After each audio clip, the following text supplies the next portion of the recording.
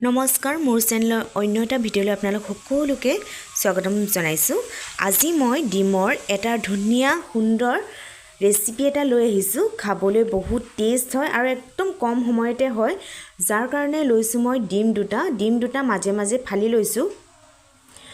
ইয়াতে মই এটা ভুল কৰি পালোঁ, পটককৈ এটা ডিম মই এফালটো আৰু এফাল কৰি পালোঁ, কিন্তু আপোনালোকে নকৰিব।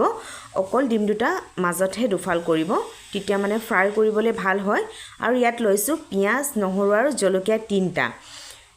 পিঁয়াজখিনি মই এটা কাটাৰত কাটি লৈছোঁ, কাৰণ সৰু সৰুকৈ কাটিবলৈ অকণমান হাতেৰে বহুত টাইম লাগে, সেইটো কাৰণে কাটাৰতে দি ল'লোঁ। কেৰাহীত তেল অকণমান দিছোঁ, দি কিনে ডিমকেইটা ফ্ৰাই কৰি লৈছোঁ। ডিমকেইটা ফ্ৰাই কৰি লোৱা বৰ্তমান হৈয়ে গৈছে, এতিয়া মই নমাই দিম।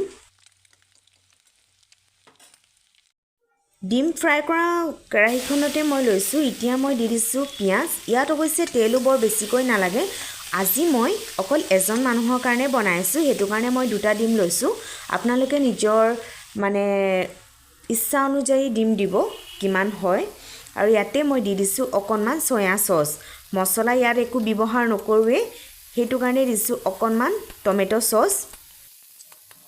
ভালকৈ মিক্স কৰি লোৱাৰ পিছত ইয়াতে দি দিম মই ফ্ৰাই কৰি থোৱা ডিমকেইটা, আৰু ডিমটো দিয়াৰ পিছত গেছৰ ফ্লেমটো একদম ল' কৰি দিব, আৰু ডিমকেইটাৰ লগত ভালকৈ পিঁয়াজখিনি মানে চচখিনি ভালকৈ লাগিবলৈ দিব। একদম কম সময়ৰ ভিতৰতে হয় ৰেচিপিটো।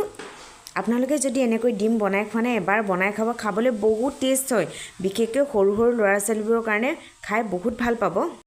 অন্য এটা ভিডিঅ'ত লগ পোৱাৰ আশাৰে আজিলৈ আহিছোঁ, বাই বাই।